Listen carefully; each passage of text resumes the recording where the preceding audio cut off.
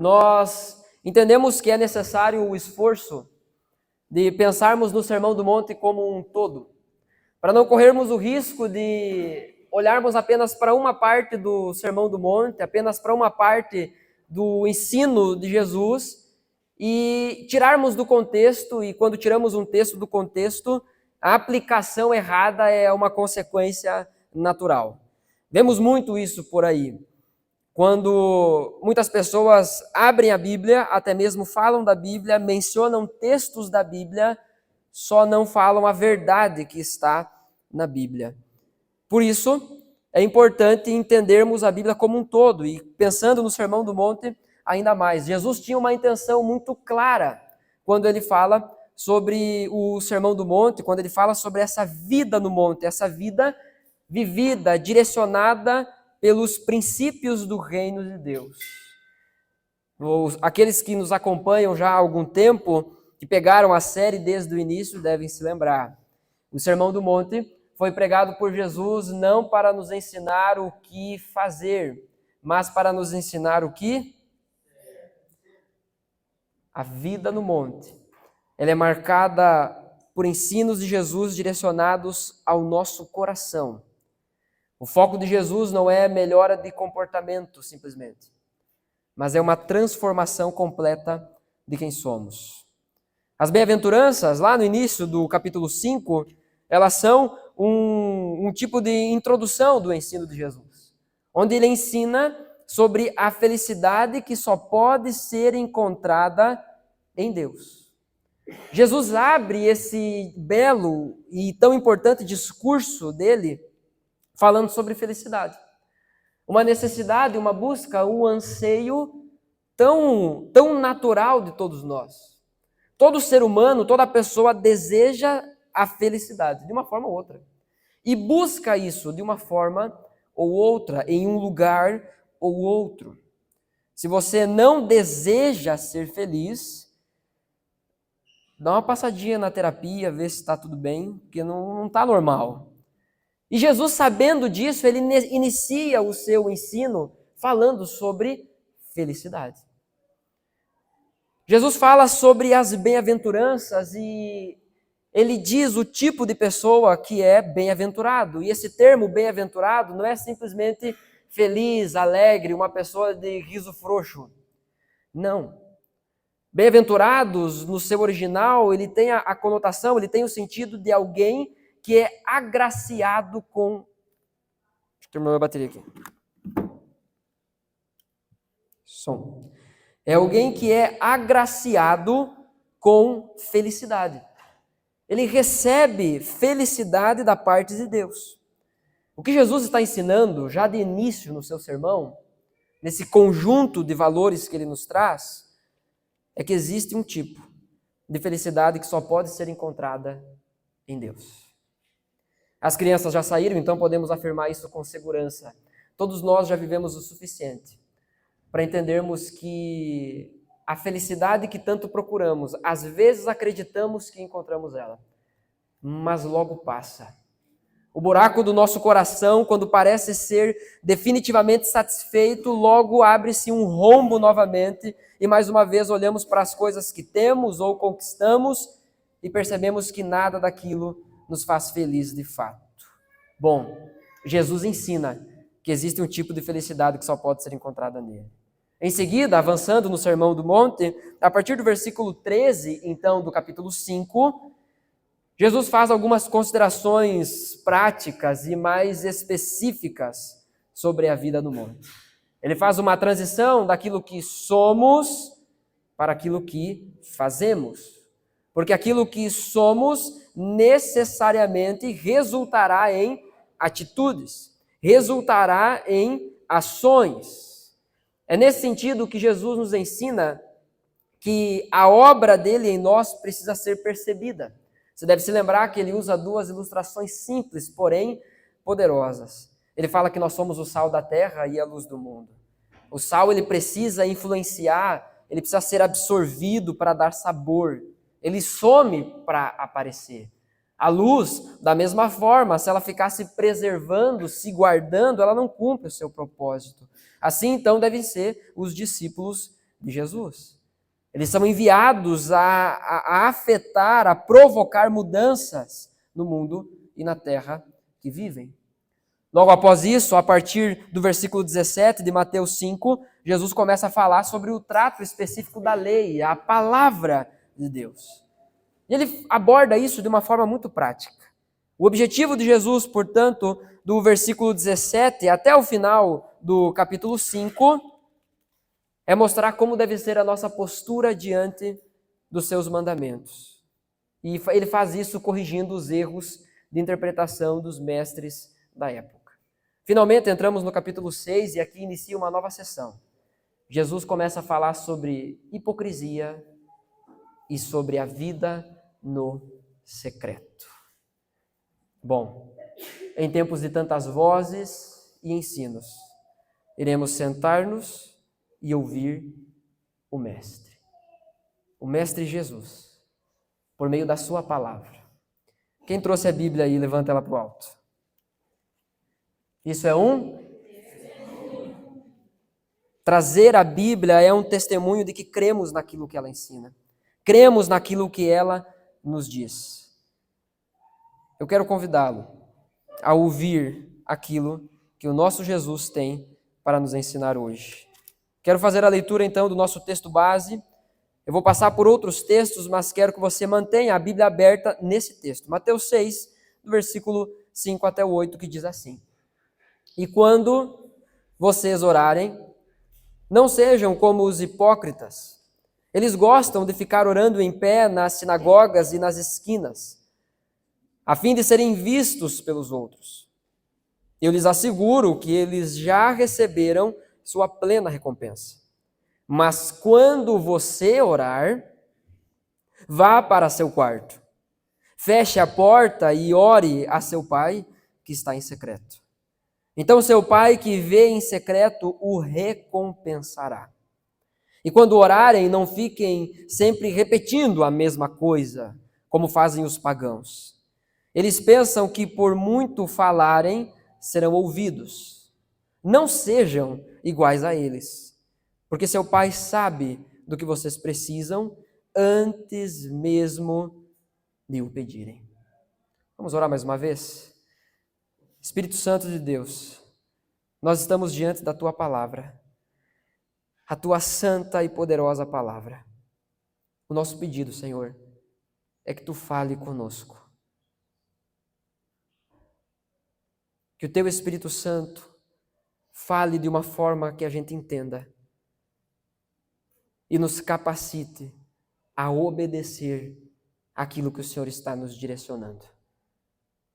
Que essa noite possa terminar com a gente mais parecido contigo.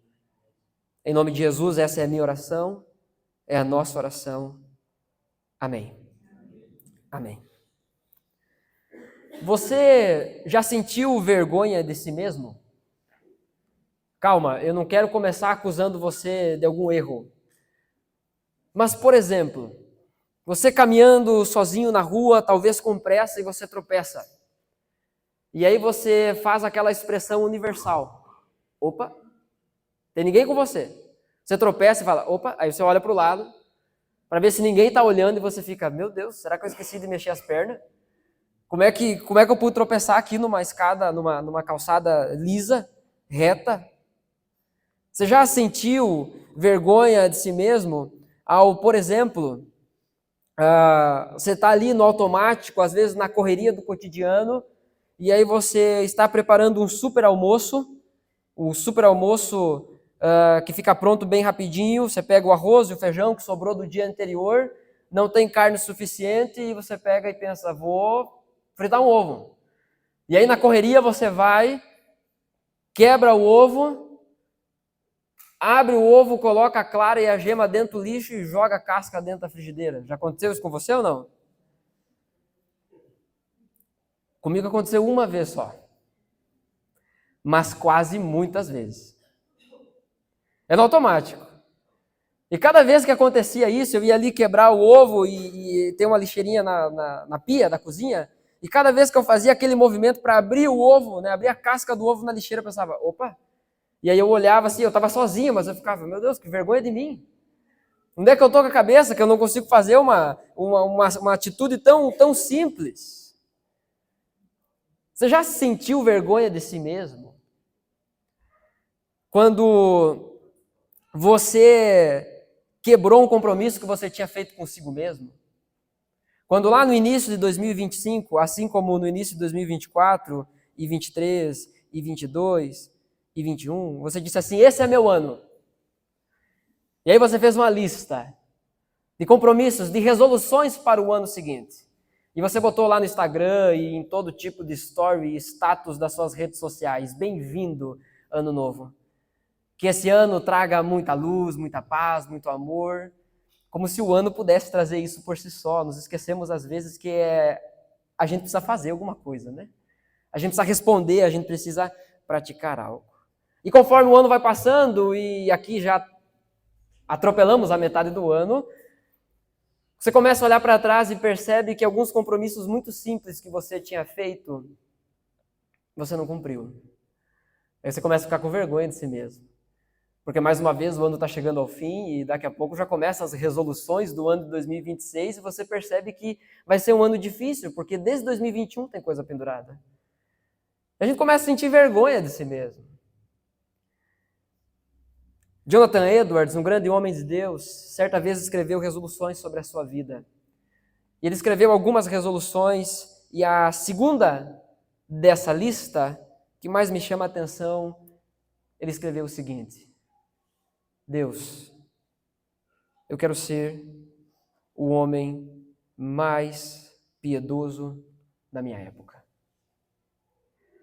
Conforme a gente estuda a história de Jonathan Edwards e vê as outras resoluções, a gente percebe que a intenção dele não é se comparar aos outros, mas é simplesmente procurar ser um filho melhor para Deus, um cristão melhor, um discípulo melhor de Deus. Bom, quando olhamos para a nossa vida com Cristo, às vezes a nossa impressão também é essa, de que a gente está devendo. A gente começa a olhar para trás e pensa, tem muita coisa que eu disse que faria e não estou fazendo. Tem muita coisa que eu sei que eu já deveria ter parado e continuo ainda assim fazendo. E aí eu começo a sentir vergonha de mim mesmo. Você já passou por isso? Será que isso são só devaneios da minha cabeça? Será que são coisas que acontecem somente comigo? Eu não acredito que eu seja tão especial assim. Ainda que a minha caminhada pastoral não seja grande, obviamente, ao conhecer muitas pessoas e conversar com muitas pessoas, o sentimento é muito parecido. Olhamos para nós mesmos e pensamos, eu ainda não sou tudo aquilo que deveria ser. E muitas vezes somos cruéis em nosso diagnóstico. Somos cruéis quando olhamos para nós mesmos. Não porque Deus o é, mas porque nós simplesmente somos. E esse é um perigo, é um veneno que toma conta da nossa alma, e quando vê a nossa produtividade, a nossa piedade já não é mais fruto de uma busca amorosa, piedosa, verdadeira por Deus, mas é resultado de um desejo de olhar para si próprio e se encontrar aprovado por si próprio. É o desejo que ninguém mais ria de mim enquanto caminho sozinho e tropeço. É o desejo de não sofrer mais como quase colocar o ovo fora e jogar a casca dentro da frigideira. A verdade é que nós constantemente nos avaliamos. Somos avaliados pelas outras pessoas, mas nós também avaliamos a nossa própria vida. Bom, o assunto de Jesus, de certa forma, é esse. Nessa primeira parte do capítulo 6 de Mateus, nessa nova porção aqui do Sermão do Monte, Jesus está falando sobre isso. Sobre a hipocrisia e a vida no secreto. Há 2 domingos atrás, nós falamos sobre, 2 ou 3, depende da forma como você enxerga as semanas, mas nós falamos sobre a esmola e o secreto. Nós meditamos no texto ali do versículo 2 até o versículo 4 de Mateus 6. Que Jesus diz: portanto, quando você der esmola, não anuncie isso com trombetas, como fazem os hipócritas nas sinagogas e nas ruas, a fim de serem honrados pelos outros. Eu lhes garanto que eles já receberam sua plena recompensa. Mas quando você der esmola, que a sua mão esquerda não saiba o que está fazendo a direita, de forma que você preste a sua ajuda em segredo, e seu pai, que vê o que é feito em segredo, o recompensará. A ideia do texto é uma só, que nós não devemos viver na tentativa de nos promover por meio de atitudes piedosas. E Jesus usa, então, 3 aspectos essenciais da vida tradicionalmente piedosa do judeu da época. Ele fala sobre ajuda aos necessitados, a esmola. Ele fala sobre a oração e ele fala sobre o jejum. Nos próximos domingos, nós dedicaremos um tempo, alguns domingos, falando sobre esse segundo aspecto, o aspecto da oração. Hoje nós vamos dar início e eu quero convidar você a pensar junto comigo.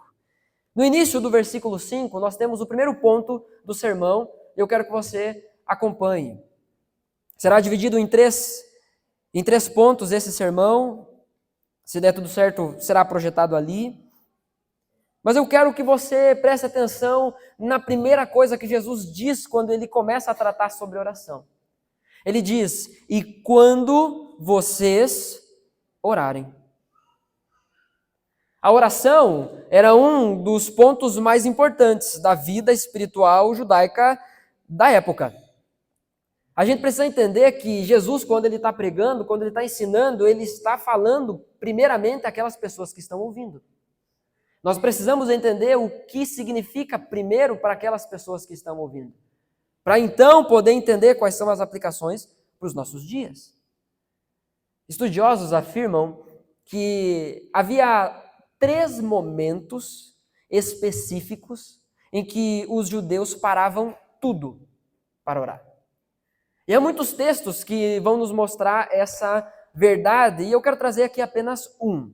O Salmo 55, versículo 17, que diz assim: à tarde, pela manhã e ao meio-dia, choro angustiado e ele ouve a minha voz. O contexto do Salmo aqui é oração, é um clamor. Devemos ter em mente que o dia do judeu funcionava de forma diferente. Com o pôr do sol se encerrava o dia. O início da noite, então, já era um novo dia. Então, a primeira oração era essa oração na viração do dia. A segunda oração era a oração pela manhã. A terceira oração era a oração do meio-dia. Provavelmente foi no período do cativeiro da Babilônia que o povo desenvolveu o costume de orar em horários fixos. Você deve se lembrar, Daniel, um grande homem de Deus, nós vemos isso no capítulo 6, versículo 10 do livro de Daniel, que diz assim: quando Daniel soube do decreto que tinha sido publicado, ele foi para casa, para o seu quarto, no andar de cima, onde as janelas davam para Jerusalém, e 3 vezes por dia ele se ajoelhava e orava, agradecendo ao seu Deus, como costumava fazer. O ponto é que estava acontecendo uma perseguição contra o povo de Deus, e tinha sido baixado então um decreto, assinado pelo rei, de que qualquer pessoa que orasse, adorasse, oferecesse algum tipo de oferta que não fosse para o rei, deveria ser executado, deveria ser lançado na cova dos leões. Daniel não tem uma atitude rebelde aqui. Agora que não pode orar, então eu vou orar. Que é o que muitas vezes a gente faz, né? Parece que está tudo dando errado. Será que não é para eu orar? Então agora que eu vou orar. Não, não é esse o ponto. O ponto é que ele se dedica à oração e ele começa, depois que foi publicado esse decreto, ele vai e continua orando da forma que ele fazia antes, como ele costumava fazer. Isso era uma parte essencial da vida do povo judeu, do povo de Deus. Aos seus discípulos, Jesus não diz se orar, mas quando orar. Se Jesus tivesse dito, a nós, seus discípulos, se vocês orarem, e aí dessas as instruções, nós poderíamos então viver a nossa vida, ok, eu entendi, então se eu orar, se eu achar que isso é importante, se eu achar que devo fazer isso, então aí eu sei como devo fazer, porque está escrito ali. Não. Jesus não diz se, ele diz quando.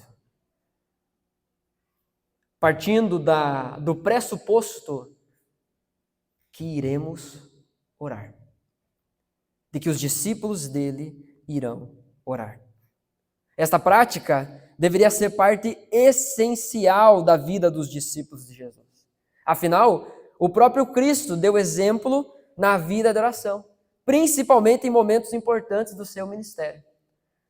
Lendo os evangelhos, nós vamos perceber que a todo momento Jesus estava orando. Jesus estava curando multidões, pregando para multidões, e de repente ele parava e dizia: agora é importante que eu fique sozinho porque eu preciso conversar com meu Pai. Eu preciso orar. Vejamos alguns momentos específicos, eu quero citar. Se você quiser depois do sermão, eu lhe encaminho o documento, é só me pedir no privado. Mas em Lucas 3, 21 diz: quando todo o povo estava sendo batizado, também Jesus o foi. E enquanto ele estava orando, o céu se abriu. No momento muito importante e específico da vida de Jesus, que foi o batismo dele, que marca então o início do seu ministério público, Jesus ora. Ele entendia que isso era uma coisa importante, que era um momento importante, por isso, inclusive, fica registrado que ele estava orando. Em Lucas 6, no versículo 12 e 13, diz que num daqueles dias, Jesus saiu para o monte a fim de orar e passou a noite orando a Deus. Ao amanhecer, chamou os seus discípulos e escolheu 12 deles, a quem também designou como apóstolos. Antes de chamar os seus 12 discípulos, que depois seriam designados como os apóstolos, Jesus gastou a noite inteira orando. Em Lucas capítulo 22, do versículo 39 até o versículo 44, nós lemos o seguinte: como de costume, Jesus foi para o Monte das Oliveiras e os seus discípulos o seguiram. Chegando ao lugar, ele lhes disse: orem, para que vocês não caiam em tentação. Ele se afastou deles a uma pequena distância, ajoelhou-se e começou a orar. Pai, se queres, afasta de mim este cálice, contudo não seja feita a minha vontade, mas a tua. Apareceu-lhe então um anjo do céu que o fortalecia. Estando angustiado, ele orou ainda mais intensamente e o seu suor era como gotas de sangue que caíam no chão. Não vou entrar nos pormenores do texto, a questão aqui é: antes de Judas ter traído e entregue Jesus aos soldados e aos líderes religiosos, Jesus estava orando. Então ele estava orando no seu batismo, ele estava orando antes de escolher os seus discípulos, ele estava orando momentos antes de ser entregue para ser crucificado, mas também há um outro momento muito importante e essencial que eu quero citar, Lucas 23, versículo 34 e 46, que diz assim: Jesus no momento da crucificação, Jesus disse: Pai, perdoa-lhes, pois não sabem o que estão fazendo. Então eles dividiram as roupas dele, tirando sortes. Jesus bradou em alta voz: Pai, nas tuas mãos entrego o meu espírito. Tendo dito isso, expirou. No momento do batismo, para iniciar seu ministério público, no momento da escolha dos discípulos, antes de ser entregue para a crucificação e no momento, então, já crucificado, momentos antes de morrer, Jesus também estava em oração. Além disso, não vamos ler o capítulo todo, mas em João capítulo 17, nós vemos Jesus orando por si, orando pelos seus discípulos, pelos 12, e orando por todos aqueles que viriam a crer. Todos aqueles que creriam um dia no Senhor, ou seja, nós. Jesus orou por nós. Jesus orou por mim, Jesus orou por você. Irmãos, apenas o fato de Jesus ter orado é o suficiente para que sejamos levados a esta prática também. Não é uma coisa que a gente inventou. Não é um caminho que que criamos a partir das nossas ideias. Jesus orou e nós também devemos orar. Nós vemos dentro da história da igreja, em Atos, inúmeros momentos onde a igreja se reunia para orar. Em Atos 2, quando nós aprendemos a respeito da igreja primitiva, como eles viviam, a oração era um princípio muito caro, era um valor muito caro para o povo de Deus. Sempre foi. E deve permanecer sendo. Tanto é que nós temos um dia na nossa igreja dedicado para nos reunirmos para orar, como igreja. Orando uns pelos outros, orando pelos perdidos, sendo um instrumento de Deus na vida um do outro. Você sabe quando isso acontece? Na quinta-feira, às 19h30. Você é membro da igreja, você deveria estar aqui. Sabe por quê? Porque o dono da igreja teve uma vida de oração. Jesus teve uma vida de oração. Não apenas no secreto, mas também publicamente com os seus discípulos, com os seus irmãos. Apenas o fato de Jesus ter uma vida de oração deveria ser o suficiente para entendermos que precisamos orar. Isso aqui é essencial. A oração para o discípulo de Jesus é como respirar. Se parar, morre. É por isso que muitas vezes andamos desanimados, andamos fracos, não conseguimos desfrutar de um relacionamento com Deus, simplesmente porque perdemos a prática, a disciplina da oração. Não existe nada que possa compensar a falta de uma vida de oração. Um escritor e pastor alemão, Dietrich Bonhoeffer, ele escreveu o seguinte: mesmo quando praticada com disciplina e experiência, ainda pode ser inútil e vazia de promessa. É necessário tomar cuidado quando desejamos ter uma vida de oração. Porque muitas vezes ouvimos a respeito disso, ouvimos as instruções acerca da oração e da importância da oração e do dever de orar, e pensamos então, então vamos orar.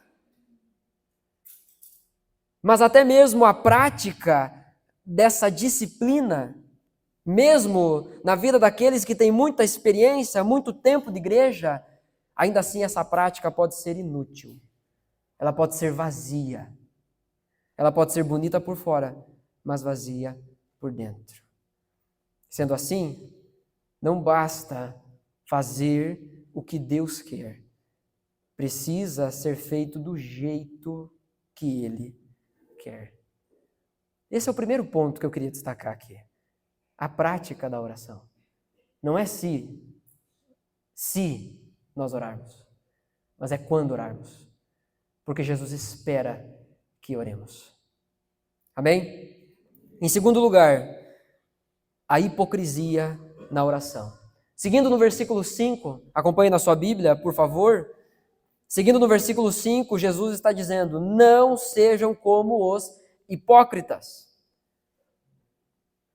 Quando vocês orarem, não sejam como os hipócritas. Eles gostam de ficar orando em pé nas sinagogas e nas esquinas, a fim de serem vistos pelos outros. Eu lhes asseguro que eles já receberam sua plena recompensa. Eu quero relembrar aqui o contexto disso aqui. O hipócrita, e Jesus faz uso dessa palavra, era um artista mascarado que performava num palco de teatro. Essa palavra sugeria alguém mascarado, alguém que representava uma coisa que não era. Esse hipócrita era um artista da época. E ele se apresentava sempre num palco de teatro, onde claramente, obviamente, tudo era apresentado, mas nada era de verdade. E uma marca dessas apresentações era o exagero. Se era para provocar, fazer uma cena engraçada, então a gargalhada que os personagens davam era alta e demorada. Era um exagero. Se era para transmitir algo com tristeza, então os gritos e o choro, a encenação também era igualmente exagerado. E Jesus pega essa figura e fala sobre o perigo de trazermos a hipocrisia para a nossa vida espiritual. O perigo de usarmos máscaras diante de Deus. E como isso pode afetar a nossa vida de oração. Como a hipocrisia pode afetar a nossa vida de oração. O problema do hipócrita não é fazer coisas ruins, mas querer ser admirado nas coisas boas que faz. Jesus não diz, não orem. Ele diz quando vocês orarem. Ele não está dizendo não deem esmolas, proibindo ajuda aos necessitados. Não, ele está dizendo quando vocês fizerem isso. Cuidado com a hipocrisia ao fazer isso. Ajudar os necessitados não é uma coisa ruim. Quem poderia ser louco de afirmar que a oração é uma coisa ruim, é uma coisa errada? E aí que mora o grande problema. A hipocrisia, ela fica muito bem disfarçada porque ela se esconde em boas ações. Ela se esconde na prática da justiça, porém é uma prática vazia. O problema, irmãos, não é gostar de orar em público. Gostar de orar em público não torna o discípulo um hipócrita. Mas fazer isso para ser reconhecido é o que Jesus está condenando. O que acontecia era justamente isso. Pense de novo no contexto lá, onde havia 3 horários fixos durante o dia, passar de um dia inteiro, aonde o povo judeu orava. Aí pensa, quando chegava então o momento da oração, ao invés de parar tudo e procurar um lugar para orar e ter comunhão com Deus, não.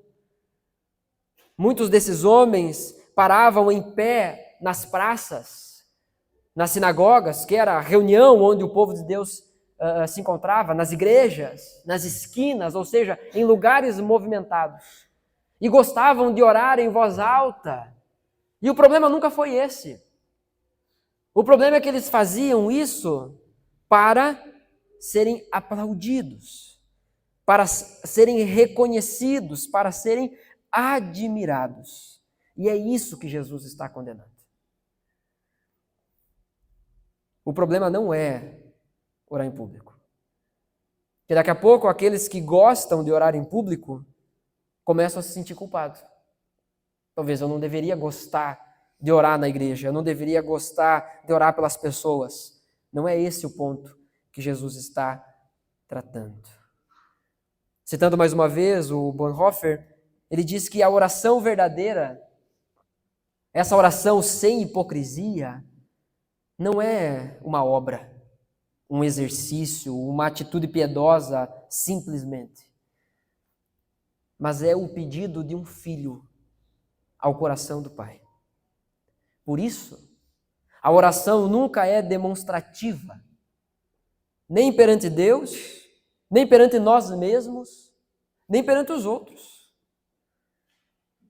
Porque já pensou você conversando em casa com o seu marido, com a sua esposa, com os seus filhos, com a mesma linguagem que você usa quando vai escrever um ofício, quando vai mandar um documento oficial, uma linguagem acadêmica quando você está fazendo um trabalho na faculdade? Não é assim que nós nos comunicamos com as pessoas que são íntimas de nós. Em casa eu digo vamos, aqui eu digo vamos. A casa, o relacionamento com os nossos é um lugar de intimidade. Isso é a oração sem hipocrisia. Entenda, por favor. Jesus não está aqui apenas desmascarando os que facilmente são apontados como hipócritas. Aqueles que faziam verdadeiros shows na hora de orar. Aqueles que fazem verdadeiras apresentações e encenações. Porque tem pessoas que na hora de orar, elas usam palavras que nem elas mesmas sabem o que significa.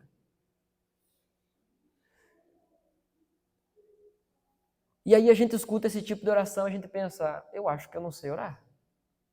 Porque se orar é isso, se orar é falar essa montoeira de palavra, existe a palavra no dicionário, irmã? Montoeira? No nosso existe, né? Eu não sei orar. Não sei falar essas palavras bonitas. Nosso Senhor aqui está escancarando como o pecado afeta profundamente o coração do ser humano. Martin Lloyd Jones afirma que o pecado é algo que nos segue até a própria presença de Deus. Ele fareja, ele rasteja e ele vai até nós, até mesmo quando nos colocamos diante de Deus em oração. Ali está o pecado, o nosso coração pecaminoso nos perseguindo. Mas é ali, diante de Deus, que ele precisa morrer e perder sua força. É ali que ele precisa aprender a ser subjugado. É ali que o velho eu morre mais uma vez. É por isso que constantemente precisamos ir à presença de Deus, nutrir um relacionamento com Ele. Caso contrário, até mesmo a nossa vida de oração será destruída, será minada pelos nossos pecados. Especificamente aqui, o pecado da hipocrisia, onde eu aparento ser algo que, no fundo, eu mesmo sei que não sou. O pecado é capaz de comprometer uma prática piedosa como a oração e transformá-la em expressão de orgulho e egoísmo. Porque eu oro e eu digo para todo mundo quanto tempo eu passei em oração. De novo, o problema não é você compartilhar isso, mas é a motivação que o leva a compartilhar isso. Onde eu filmo os meus momentos de devoção para vender uma imagem de devoção. Onde eu não consigo sentar e ler a Bíblia ou parar para orar sem postar em alguma rede social que estou fazendo isso. E eu não estou criticando ou dizendo que você não pode fazer isso com o fim de incentivar, até mesmo de demonstrar que é importante uma vida piedosa. Não é esse o ponto. Mas eu creio que o Espírito Santo traz isso ao nosso coração de uma forma muito específica. Porque nós sabemos quando fazemos as coisas para nos aparecer, para nos mostrar. Sabemos muito bem quais são as nossas motivações. O objetivo dos hipócritas religiosos era receber glória. E a recebiam. Mas só isso.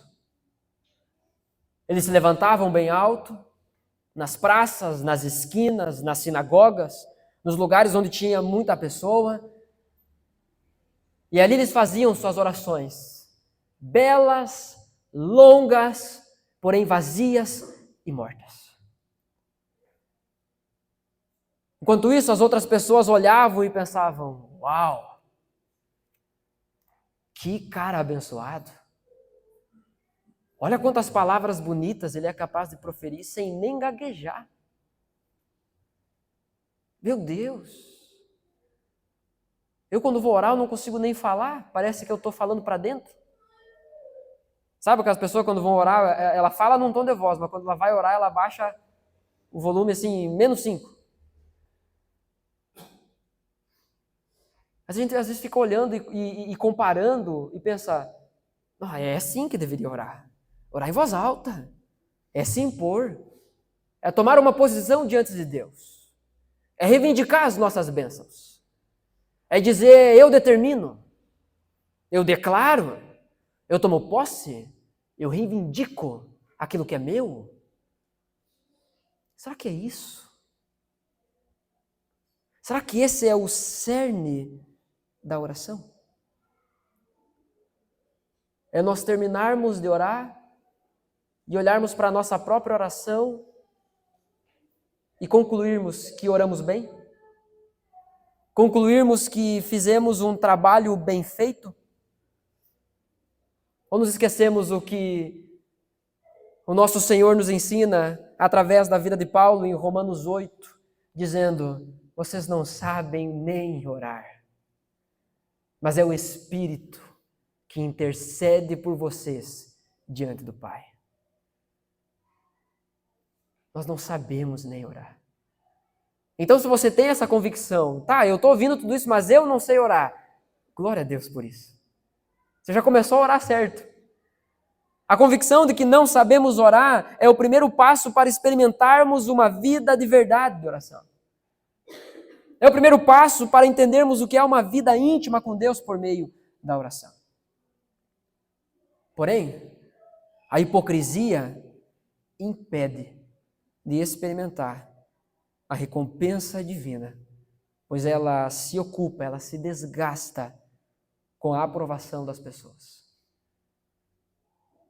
E isso me trava. Ou eu oro com uma máscara, eu oro de um jeito e digo as palavras que eu julgo ser as corretas para que todos aprovem, ou eu simplesmente não oro. Eu tento demonstrar uma coisa que não sou. Estudando acerca desse texto, ouvindo outros pastores acerca desse assunto, tem algo particularmente que me quebrou. Tem algo particularmente que feriu meu coração. A pergunta que eu ouvi foi a seguinte: quer saber se você é um hipócrita na vida de oração? Faça um simples cálculo. Quanto tempo você ora em público versus quanto tempo você ora em secreto? Eu fiquei envergonhado. Eu pedi perdão a Deus. Porque para mim é muito fácil orar muito. Faz parte do meu trabalho. Eu estou diariamente conversando com pessoas e diariamente orando com pessoas. Para mim é fácil olhar para a minha vida e pensar, eu sou um cara que ora. Mas isso não significa que eu esteja vivendo aquilo que Deus espera de mim na vida de oração. Você deveria fazer o mesmo. Às vezes o entusiasmo para orar com os outros é um, mas a presença de Deus, o entusiasmo para orar diante de Deus não é o mesmo. Quando eu venho na igreja, eu canto, eu levanto a mão, eu sorrio, eu me alegro, mas no secreto, em casa, a minha vida de devoção não é a mesma. Nem os cachorros da minha casa são evangelizados, porque nem louvor eu escuto em casa. E o pior, nem canto. Falamos sobre isso em outro momento já. O canto, a música, é uma característica do povo de Deus. Cantar as verdades de Deus, cantar sobre Deus. Encha a sua casa de louvores a Deus. E você terá um lar, e não uma casa, mas um lar. Um lugar onde você pode pertencer, um lugar onde Deus age, onde Deus trabalha. Essa é uma das recompensas que experimentamos do relacionamento com Deus. Mas a hipocrisia, viver uma vida de oração, viver uma relação de faz de conta com Deus, uma vida de mentira com Deus, nos impede de receber a recompensa que Ele tem para nos dar. Então, em nome de Jesus, se esse é o seu caso, arrependa-se. Arrependa-se. Hoje é dia de você se arrepender disso. De você tirar a sua máscara bonita e chegar diante de Deus de peito aberto. Nenhum de nós é super-homem, é a Mulher Maravilha. E muitas vezes nós adotamos essa postura e isso acaba afetando também a nossa vida com Deus. Mas isso é ridículo. É ridículo colocar uma máscara diante do Deus que tudo vê. É perder tempo. É tão ridículo fazer isso diante de Deus como seria ridículo, acreditando sermos super-homem, começarmos a andar com a cueca por cima da calça. Se um de nós entrasse aqui, se um dos homens entrasse aqui dessa forma, todo mundo ia dar risada, porque é ridículo. Mas muitas vezes é assim. Nós agimos diante de Deus de forma ridícula. Nós fingimos diante de Deus algo que não somos. No mundo, fingir algo pode até parecer bom. Pode até trazer algum tipo de recompensa. E uso o mesmo exemplo da cueca por cima da calça. Há pouco tempo saiu no cinema um novo filme do Super-Homem. E em alguns cinemas maiores, quem chegasse com uma cueca por cima da calça ganhava desconto. Resultado, um monte de marmanjo com cueca por cima da calça indo para o cinema. Tiveram a recompensa proposta, mas só isso. Nós nos comportamos muitas vezes da mesma forma diante de Deus. Tome cuidado com a hipocrisia na oração. Por fim, a recompensa pela oração. Em primeiro lugar, a prática da oração. Em segundo lugar, a hipocrisia na oração. E em terceiro lugar, eu quero dar destaque à recompensa pela oração, pela vida de oração. E isso está nos versículos 6 a 8 do texto base. Diz assim, mais uma vez, mas quando você orar, de novo, há essa expectativa da parte de Jesus que nós oremos. Mas quando você orar, vá para o seu quarto, feche a porta e ore a seu Pai que está no secreto. Então, o seu Pai, que vê no secreto, o recompensará. E quando orarem, não é se, e quando orarem, não fiquem sempre repetindo a mesma coisa, como fazem os pagãos. Eles pensam que por muito falarem serão ouvidos. Não sejam iguais a eles, porque o seu Pai sabe do que vocês precisam antes mesmo de o pedirem. O discípulo de Jesus deve crer que Deus vê todas as coisas. É interessante esse princípio da oração no secreto. Vejamos isso na vida do rei Ezequias. Um rei que começou muito bem, terminou mal. Mas eu quero chamar a atenção aqui para um momento, para um acerto dele. Segundo o livro dos Reis, capítulo 19, versículos 14 a 16, diz assim: Ezequias recebeu a carta das mãos dos mensageiros e a leu. Que mensageiros são esses? Mensageiros do rei Senaqueribe, que era um rei inimigo, que veio com a ameaça dizendo assim, nós vamos jantar vocês. Essa é a nova versão do título, só estou resumindo. Nós vamos chegar com vocês com o maior exército já visto na história e nós vamos destruir vocês. Essa era a mensagem que chegou para o rei de Judá, Ezequias. Então Ezequias pega, recebeu a carta das mãos dos mensageiros, a leu, então subiu ao templo do Senhor e estendeu-a perante o Senhor. Certamente esse é um dos meus textos favoritos da Escritura. Ele recebeu e ele estendeu perante o Senhor. E Ezequias orou ao Senhor. Atente para a oração que Ezequias fez. Senhor Deus de Israel, que reina em teu trono, entre os querubins. Só tu és Deus sobre todos os reinos da terra. Tu criastes os céus e a terra. Ezequias chega diante de Deus e ele está falando essas coisas não para lembrar a Deus quem Deus é. Deus não tem crise de consciência, crise de identidade. Mas é que ele próprio precisava disso. Ele, diante da ameaça de um grande rei, ele precisava se lembrar de que havia um rei que reina supremo, soberano, Um rei que possui a primazia. O rei que criou todas as coisas, que criou os céus e a terra. Então ele chega diante de Deus, reconhece isso e diz: dá ouvidos, Senhor, e vê. Ouve as palavras que Senaqueribe enviou para insultar Ezequias? Não, para insultar o Deus vivo. Ezequias sabia que aquela situação ali envolvia o povo de Deus. Ele era apenas rei como representante de Deus. O povo não era dele. É por isso que ele diz: Deus, está aqui, ó, estendi aqui diante de ti, problema é teu, te vira. É claro que ele faz isso com reverência. Mas o que eu quero dizer é que a oração é muito mais simples do que parece. É chegarmos diante de Deus reconhecendo quem Ele é e dizendo: Senhor, isso aqui é o Senhor que vai resolver.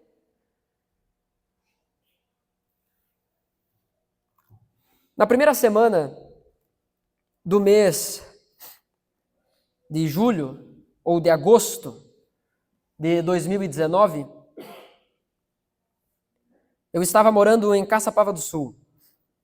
Eu não lembro certo quando foi a data da minha mudança para lá, mas eu lembro que foi na primeira semana de um desses meses, porque no primeiro mês que estávamos morando lá, alguém achou que era uma boa ideia roubar o som do Corsa. Quebraram o vidro traseiro do carro e acho que por motivo de barulho ou sei lá o que, não conseguiram fazer muita coisa e conseguiram levar apenas o pendrive. Que tinha umas 1000 músicas e uns 200 sermões lá dentro.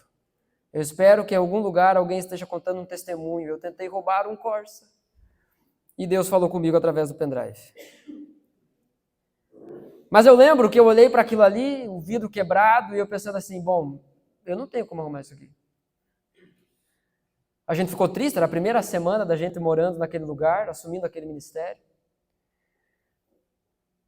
E eu lembro que a minha oração foi mais ou menos assim. Eu disse: Senhor, o problema é teu. Se o Senhor quer que eu ande com o carro desse jeito, eu vou andar.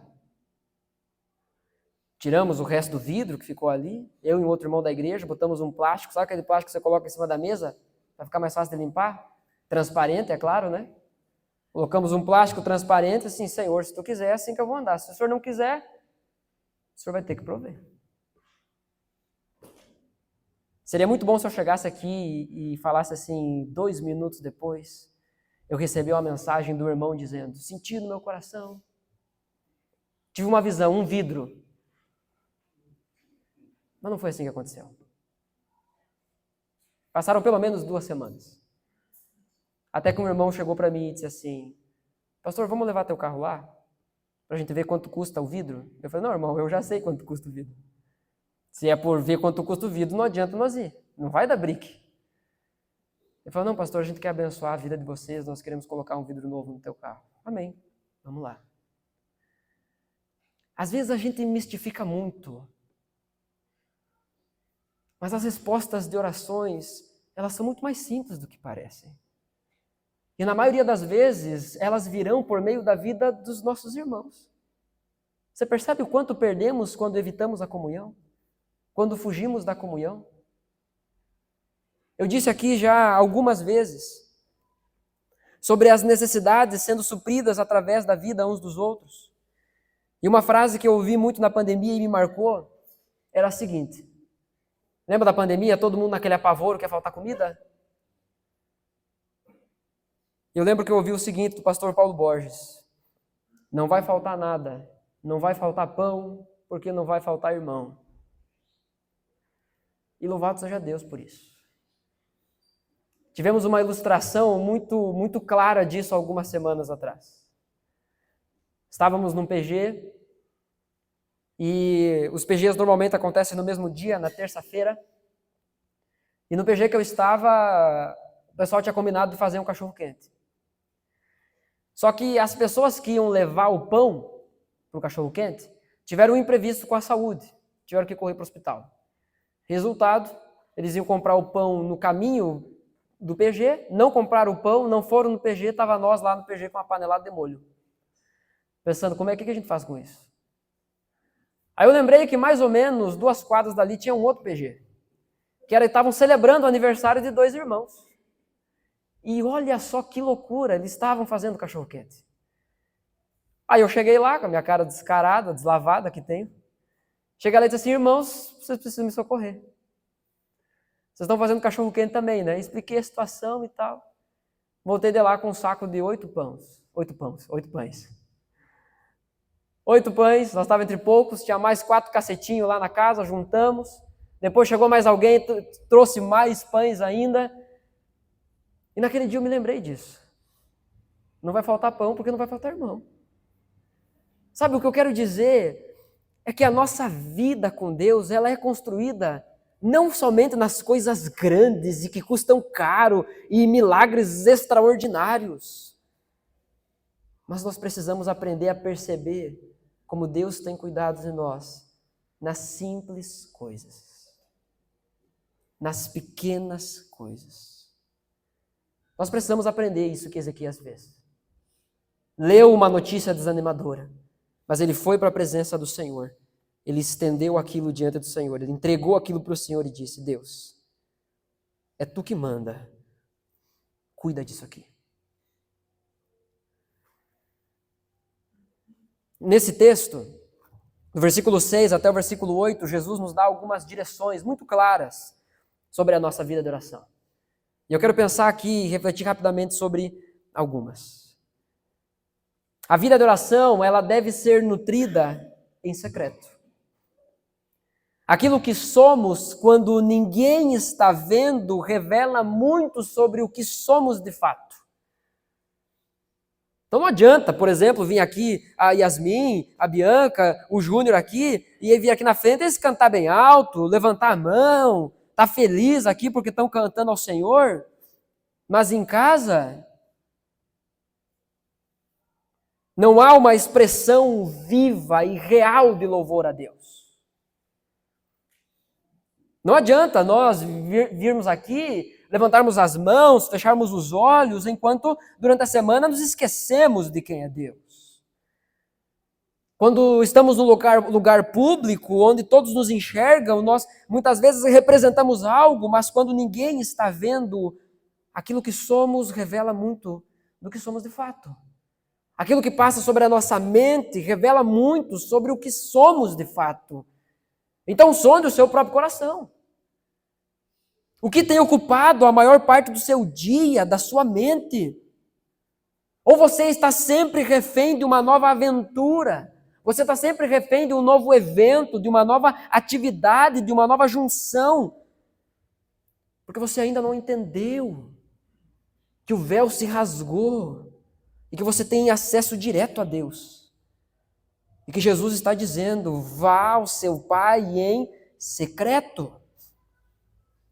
Jesus nos chama para o secreto, para longe do público, mas também longe da nossa própria avaliação.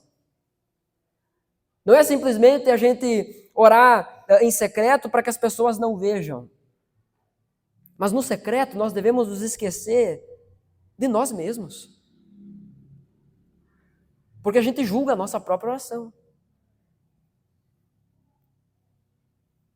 Devemos entender, portanto, a diferença entre solidão e solitude. Porque essa comunhão pessoal com Deus não exclui a comunhão com a igreja de Deus. Tanto é, veremos isso mais à frente, que Jesus está ensinando sobre a oração do secreto. Mas quando ele vai nos dar o modelo de oração, ele começa dizendo, Pai, por que não Pai meu? Porque mesmo em secreto, você precisa entender que a sua vida com Deus é também comunitária. Eu não oro só ao meu Pai, eu oro ao Pai Nosso. Eu não oro só pelo meu pão, eu oro pelo pão nosso. Eu não oro apenas pelas minhas tentações, mas pelas nossas tentações. Esse texto muitas vezes é usado como desculpa para não orar ou não nutrir relacionamento em público, na comunidade com os nossos irmãos. A nossa salvação, ela é pessoal, mas ela não é individual. O indivíduo não é salvo sozinho. Cristo morreu por você e isso tem uma aplicação pessoal à sua vida. Mas isso vai se concretizar e se desenvolver por meio da igreja que foi instituída pelo próprio Deus. A vida de oração deve ser nutrida em secreto. Mas a vida de oração é nutrida em verdade. Olha só o que o texto nos diz. Quando orarem, não fiquem sempre repetindo a mesma coisa, como fazem os pagãos. Eles pensam que por muito falarem serão ouvidos. As palavras não precisam ser perfeitamente encaixadas ou pronunciadas, mas o coração, sim, precisa ficar exposto diante de Deus. Nem sempre palavras bonitas, nem sempre frases devidamente organizadas é que alcançam o coração de Deus. John Bunyan, autor do livro O Peregrino, ele diz: na oração é melhor ter um coração sem palavras do que palavras sem um coração. Você já fez uma oração assim? Quando você chega diante de Deus e você fica ali. Quando você não sabe nem muito o que dizer. Mas o Espírito Santo está ali intercedendo por você e levando o seu coração diante de Deus. E o seu Pai que vê em secreto está vendo você. E você já começa a perceber a ação de Deus na sua vida. Não são as palavras, irmãos. Não há problema em falar problema na oração. Jesus não está dizendo que é errado você repetir os seus pedidos. Em outros tantos lugares, Jesus ensina sobre a perseverança na oração, sobre continuar orando, sobre persistir, sobre clamar, sobre bater e a porta ser aberta, sobre procurar e encontrar. Jesus ensinou isso muitas vezes. O problema é quando fazemos isso com uma criança mimada, que não entende as coisas. Está ali a criança dizendo: pai, eu posso tomar? Tu diz: não. Mas pai, por quê? Porque não pode, porque vai te fazer mal. Mas eu quero. E começa a gritar, e começa a chorar, e começa a espernear. Eu queria tomar amaciante. Assim é a gente, às vezes, diante de Deus. Mas por que, Deus? Eu quero. Eu li na Bíblia que eu tenho que pedir muitas vezes, que daí Deus vai me dar. E se eu aprendo na igreja com alguns hipócritas que o conjunto certinho das palavras, então Deus vai me dar. E eu começo a acreditar que existe então uma fórmula de oração para chegar até Deus. Se eu jejuar bastante, se eu ficar de joelho no milho, se eu fizer uma procissão de não sei quantos quilômetros de joelho, aí Deus vai me ouvir. Não! Sabe por que Deus te ouve? Porque Jesus Cristo morreu na cruz por você. Ele é o nosso intercessor, Ele leva-nos ao Pai. É por isso que Ele nos ouve. É por meio de Cristo que somos filho dEle, e por isso podemos ter a certeza que ao orarmos, Ele nos vê. E como um pai que contempla a necessidade dos seus filhos, muitas vezes se propõe a atender antes mesmo do filho pedir. Afinal, nesses dias de temperatura mais baixa, você em algum momento não percebeu o seu filho que após o dia brincando, ao entardecer, o sol vai se pondo, a temperatura vai caindo, antes do seu filho chegar para você e falar: pai, mãe, eu estou com frio, você já colocou um agasalho nele? Antes dele dizer: eu estou com fome, você já está ali com a comida pronta. Jesus está nos ensinando a olhar para Deus como nosso Pai. Não é por fórmulas. Repetir pedidos, ficar numa enrolação, num blá blá blá diante de Deus, sem colocar o coração na oração, é um costume pagão. É um costume de quem não conhece a Deus de verdade. Olha para a situação de 1 Reis, capítulo 18, dos versículos 25 a 29. Elias disse aos profetas de Baal: escolham um dos novilhos e preparem-no primeiro, visto que vocês são tantos. Clamem pelo nome do seu Deus, mas não acendam o fogo. Então, os profetas pagãos ali pegaram o novilho, o sacrifício que lhes foi dado, e o prepararam. Prepararam no altar. Colocaram a lenha e clamaram pelo nome de Baal desde a manhã até o meio-dia. Ó Baal, responde-nos, gritavam. E dançavam em volta do altar que havia feito. Talvez é pelo movimento que eu faço, pela forma como eu levanto a mão, aí Deus vai responder. Ao meio-dia, Elias começou a zombar deles. Gritem mais alto, dizia. Já que ele é um Deus, quem sabe está meditando, ou ocupado, ou viajando, talvez esteja dormindo e precise ser despertado. Então passaram a gritar ainda mais alto e a ferir-se com espadas e lanças, de acordo com o costume deles, até sangrarem. Deus não está me ouvindo, então eu vou me sacrificar mais. Eu vou me judiar mais, a expressão que usamos aqui, né? Eu vou me proporcionar mais sofrimento, porque Deus vai ficar com pena de mim. E aí ele vai me atender. Olhar para Deus dessa forma é uma forma pagã. Passou o meio-dia e eles continuaram profetizando em transe, sem discernir o que estavam falando, até a hora do sacrifício da tarde. Mas não houve resposta alguma. Ninguém respondeu, ninguém deu atenção. Aí o que acontece depois disso? Elias arruma o altar que ele tinha separado. O desafio era simples. O Deus que responder com fogo é o Deus verdadeiro. Façam seus yahahá e yahuhu aí para o Deus de vocês e vamos ver se ele responde. Não respondeu, tá, agora é minha vez. Depois de um dia inteiro. Elias arruma o altar, ele manda encharcar com água e ele faz uma oração. Ó Deus, de Abraão, de Isaac e de Jacó, manifesta hoje que tu és Deus em Israel. Traz o coração do teu povo de volta para ti. Manda fogo do céu, Senhor. Imediatamente, fogo caiu do céu, consumiu o holocausto, secou a água. Todo o povo se dobrou e reconheceu, só o Senhor é Deus. Não é sobre um conjunto de palavras, mas é reconhecer quem Deus é e colocar o coração diante dele. A vida de oração,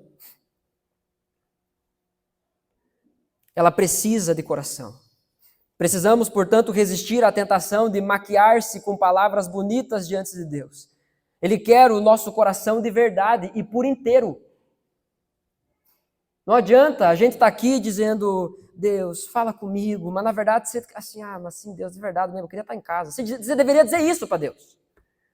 Deus, eu estou aqui só porque meu filho vai apresentar e assim, que coisa que a apresentação nunca chega, porque eu estou querendo ir embora. Fale isso para Deus, porque para mim não vai adiantar, eu vou até o final do sermão. Fale isso para Deus. Ore de verdade diante de Deus. É coração exposto, é coração inteiro, sem maquiagem, sem hipocrisia. E tome cuidado, você que talvez esteja pensando assim, não, mas eu gosto de sermão longo. O que adianta? Pratica pouco. É hipócrita igual. Você percebe como estamos todos refém disso? E que é só Deus que pode nos libertar disso? Bom, a vida de oração é nutrida em confiança. Se a oração é uma conversa, como gostamos muito de definir, precisamos deixar a pessoa mais importante falar mais. O problema é que a gente chega diante de Deus em oração como quem chega com a lista do supermercado. E com o horário para ir embora, né? Vamos ligeiro. Pega, vai pegando, vai pegar, me dá isso aqui, me dá isso aqui, me dá isso aqui, me dá isso aqui, paga, vamos embora. Antes de Deus falar com a gente já foi embora. Eu gosto de uma ilustração que o Leonard Ravenhill usa. Na vida de oração, nós somos como crianças que tocam a campainha, as crianças arteiras, sabe? Toca a campainha e sai correndo antes de qualquer pessoa abrir. Muitas vezes assim somos nós diante de Deus. A nossa mente agitada, ela precisa aprender a sentar e ouvir. A gente corre para tudo. E na nossa vida com Deus nós queremos fazer igual. A gente quer colocar Deus dentro de uma caixa, largar dentro do micro-ondas e é 3 minutos, é miojo. e deu. Me dá o que eu quero, Deus. Mas Deus é rei, nós servos. Deus não se curvou e nem se curvará à nossa pressa. Se você quiser ter uma vida de intimidade com Deus, dê-lhe tempo. Muitas vezes Deus levará a nossa oração para um rumo diferente daquele que tínhamos planejado. Afinal, Jesus nos ensina, vá em secreto, porque o Pai de vocês vê em secreto e Ele já sabe o que vocês precisam antes mesmo de vocês pedirem. Gente, isso é encantador. Porque a gente chega agitado, né? Não, eu preciso disso. E aí você chega lá, você está orando para o seu trabalho. Só que daí, ao invés de você conseguir se concentrar na oração do seu trabalho, fica vindo na sua cabeça a escola do seu filho. E aí você fica assim, ai Deus, me ajuda a me concentrar na oração do meu trabalho. Mas Deus, que sabe o que você precisa, talvez esteja levando você a orar naquele momento pela escola do seu filho. Às vezes a gente acha que a oração é sobre nós, a gente chega com os nossos assuntos diante de Deus e não pergunta para Ele sobre o que Ele quer conversar. A gente quer falar sobre nós, sobre as nossas necessidades, mas esquece de dizer, Deus, sobre o que o Senhor quer falar? Quais são as minhas necessidades, Deus? Me diz. Porque o Senhor é meu Pai que sabe de tudo que eu preciso, então me diz o que eu preciso, porque é sobre isso que eu quero orar. Eu não vou perder meu tempo orando por outras coisas. Mas não. Eu não calo a boca. Eu falo e digo amém e vou embora. Pare. Dobre os seus joelhos e fique mais tempo. Ouça o que o seu Pai, que sabe do que você precisa, tem para lhe dizer. Ele quer ensinar o seu coração. Ele quer te mostrar os caminhos. Devemos notar a ênfase que Jesus dá ao fato de Deus ver em secreto e saber do que precisamos antes mesmo de pedirmos. Não diz que Deus ouve em secreto, porque não é sobre palavras, mas é Deus ver. Ele sabe o que nós precisamos antes mesmo de qualquer palavra sair da nossa boca. Sendo assim, irmãos, a oração não é sobre pedir bem, mas sobre se relacionar bem com o Pai. É através do relacionamento com o nosso Pai que o nosso coração será moldado. Consequentemente, os nossos pedidos serão mudados e começaremos a pedir aquilo que Ele quer nos dar. E aí, eis a nossa recompensa do Pai que vem em secreto e nos recompensa. Eis a nossa recompensa. Um relacionamento íntimo, profundo e transformador com Deus. No fim das contas, isso basta. Ele é suficiente. Eu não preciso de mais nada. Se Jesus está me dizendo que o meu Pai, que sabe do que eu preciso, vai me recompensar, isso é tudo o que eu preciso. Se essas coisas que virão de recompensa não são bens materiais, pouco importa, porque eu tenho Ele. Pouco importa, porque a recompensa verdadeira vem dEle. Amém? Diante disso, portanto, para ouvir e praticar, a hipocrisia nos leva a performar para sermos aprovados. A máscara. A hipocrisia religiosa é a máscara que usamos quando tentamos convencer os outros a respeito de uma piedade que não temos. E em nome do Senhor Jesus, que essas máscaras sejam quebradas, sejam lançadas fora, para que possamos desfrutar de um relacionamento verdadeiro com o nosso Pai. Porque aquele que vive da aprovação dos homens acostuma-se a desprezar a intimidade com o Pai. Não é que ele não experimenta isso ocasionalmente. Lá, de vez em quando, ele está orando, ele sente uns arrepios. Ele diz, Deus falou comigo e agora eu estou cheio de novo. Mas no outro dia já anda como um ímpio. Já não ora pela esposa, já não pastoreia a sua casa. Ele acostuma a desprezar a intimidade com seu pai. Ele sempre deixa a oração para depois. Depois eu oro. Depois eu leio a Bíblia. Primeiro eu vou fazer isso. Só mais 318 reels e aí depois eu oro. Só mais um nível do joguinho. Só mais 4 horas no videogame. Mas, puxa vida, já são 5 da manhã e eu preciso dormir porque às 7 eu vou para a escola. É claro que no outro dia você não vai ter tempo para orar, cara. Porque você é um adolescente, um jovem sem vergonha, que gasta todo o teu tempo com essas coisas. Aí você bota a culpa na mãe, bota a culpa na igreja, bota a culpa em tudo. Que não é bom o suficiente. Mas a verdade é que você não busca. Você olha para a igreja como um terneiro no qual você quer mamar. Mais uma atividade, mais um evento, mais uma coisa para me alimentar. Me dá, me dá, me dá. Não! Vá dobrar teu joelho. Nutra isso com Deus.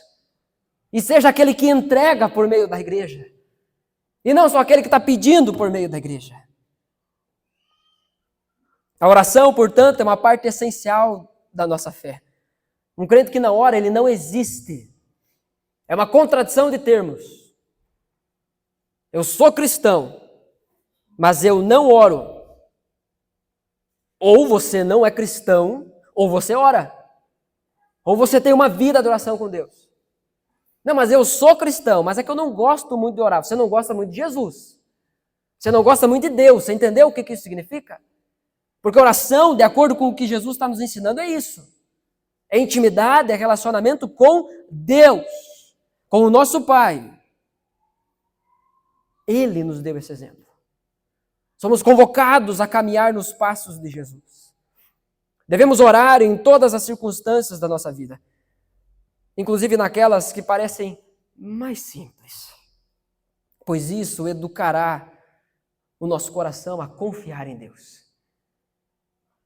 Em cada coisa pequena, você ora, você agradece, você pede, você pergunta para Deus qual é a opinião dele sobre a sua vida.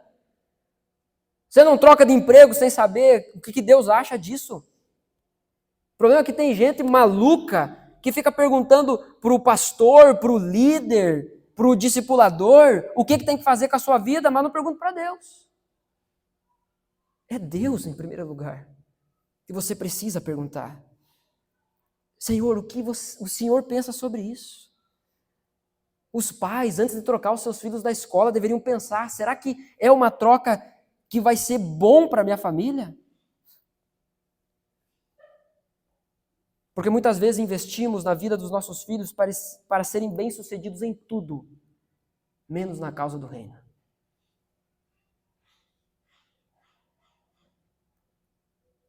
Eu gosto do que Spurgeon diz, que a chave para orar sem cessar é transformar toda a ansiedade em uma oração.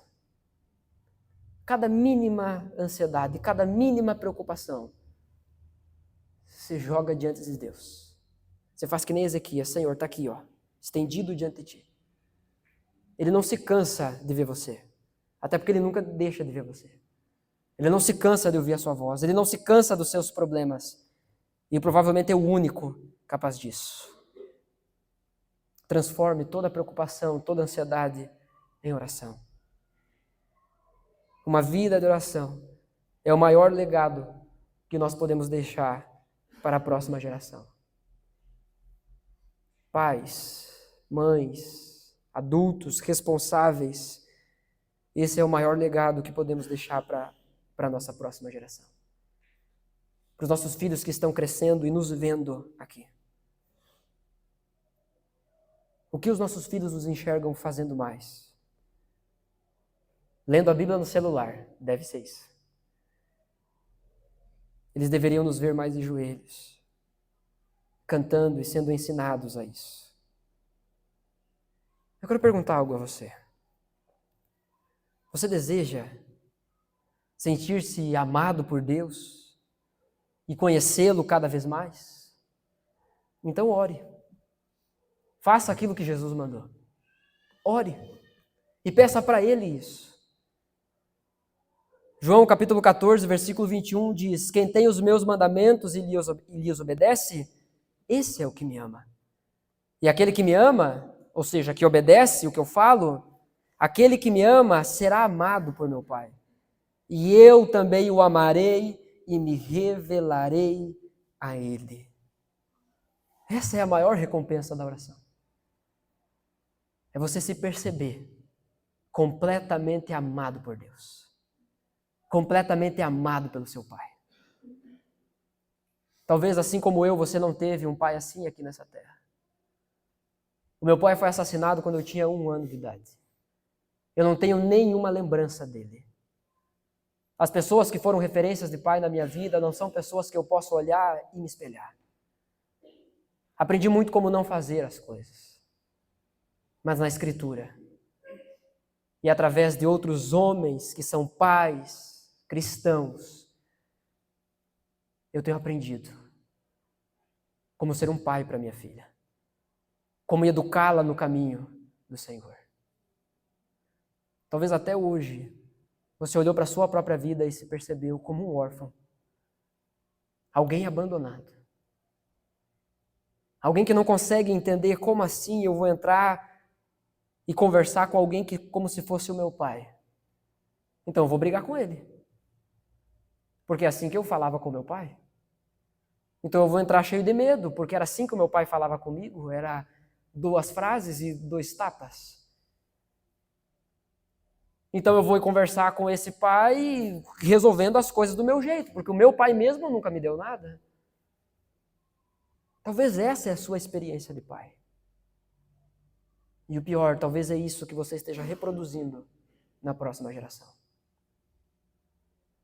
Mas foi num dia como esses, no Dia dos Pais, há alguns anos atrás, há pelo menos 12 anos atrás, eu entendi pela primeira vez que eu tenho um pai. Que apesar das circunstâncias da minha vida, eu nunca fui abandonado. E sou completamente amado. Eu quero dizer isso a você nessa noite. Você tem um pai. Você tem um pai perfeito. Que ama você. Que ama estar perto de você. Que ama ouvir a sua voz. Que ama se relacionar com você. E que deseja te ensinar, como todo bom pai faz. Deseja te ensinar o caminho que você deve trilhar.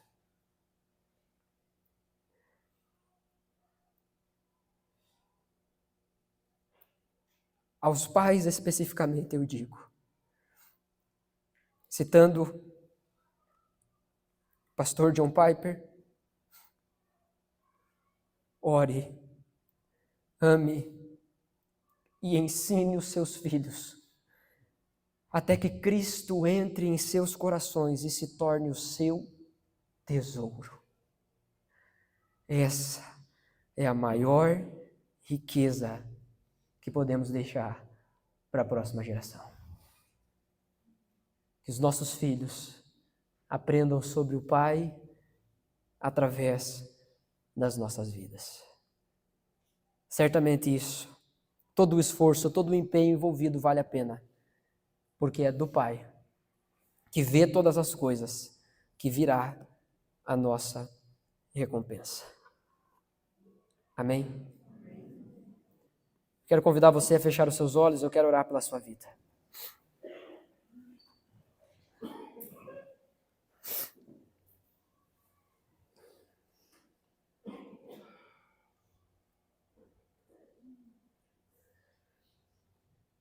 Alguém já disse que a vida de oração, a prática da oração,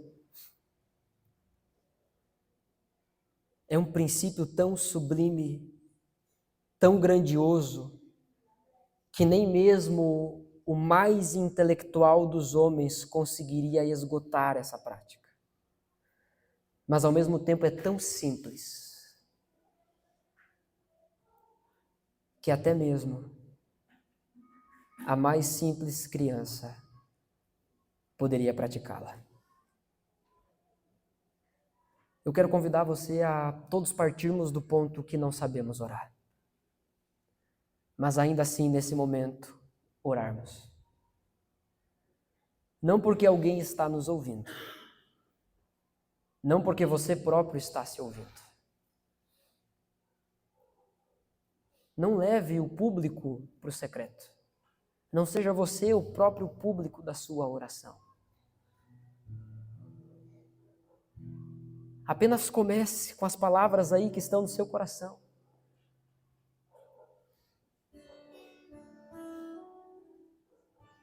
Eu lembro muito bem que as orações mais verdadeiras da minha vida, muitas delas foram marcadas com o seguinte início: Senhor, eu não sei o que dizer, mas eu estou aqui. Fala comigo. Peça isso a Deus.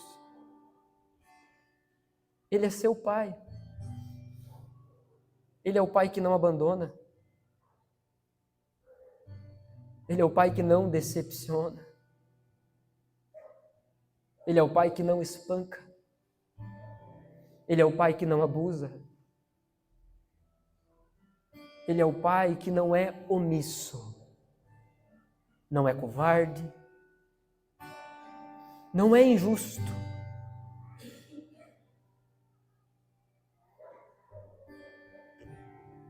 Ele não é um pai que está cansado demais. Entenda, hoje, o seu Pai lhe chama por meio de Cristo. E Ele diz a você: entre. Entre nesse lugar que eu preparei para nós. Esse lugar onde o seu coração pode ficar exposto. Esse lugar onde você pode chegar com as suas sujeiras. Aqui você não precisa fingir que você é uma coisa que você não é. E enquanto Ele te chama, Ele vai tirando as máscaras, Ele vai quebrando as correntes, Ele vai destruindo os muros que nos impedem de chegar até Ele.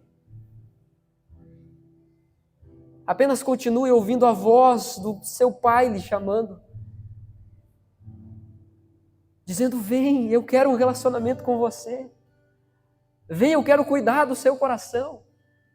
Vem, porque eu não vou embora, eu estive sempre aqui te esperando, até agora, até hoje, eu estive te esperando, eu preparei esse momento para o nosso encontro.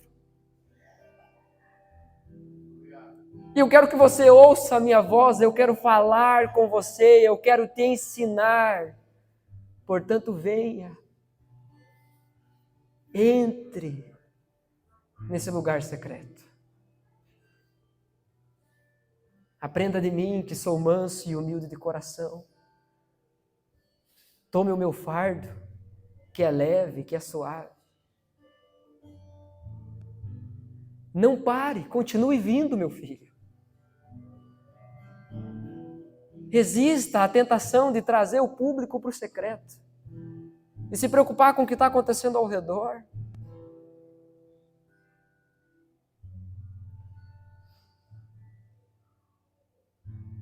O seu Pai deseja mostrar a você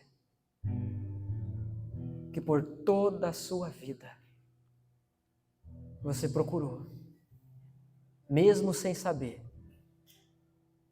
por Ele. E hoje eu tenho a certeza que há alguns corações aqui que Ele está revelando pela primeira vez. Você tem um Pai. E é de mim que você mais precisa. Eu sou suficiente.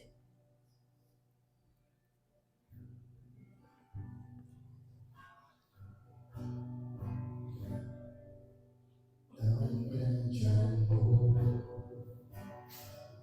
Ele mostrou a nós,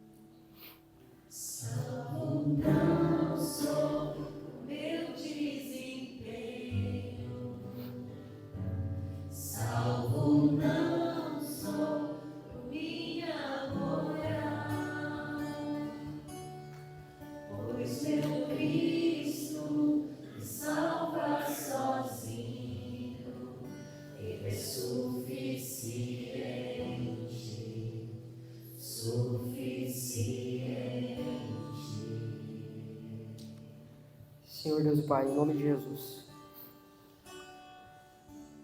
que o Senhor grave em nossos corações a verdade de que somos teus filhos por meio de Jesus. O pecado que nos separava, que nos afastava de Ti, foi vencido por Cristo. O preço foi pago. O nosso Senhor morreu, mas Ele ressuscitou, nos dando nova vida. Gera fé em nossos corações, Senhor. Fé na cruz de Cristo. Fé na sua ressurreição. Fé na promessa da sua volta. Fé de que em Ti nós temos a vida eterna. Fé de que somos Teus filhos. Que somos adotados e amados por Ti como filhos. E que possamos desfrutar desse relacionamento. Hoje, amanhã e depois, até a eternidade. Possamos desfrutar do relacionamento com o Senhor. Em nome de Jesus. Essa é a minha oração. É a nossa oração. Amém. Amém. Amém. Glória a Deus.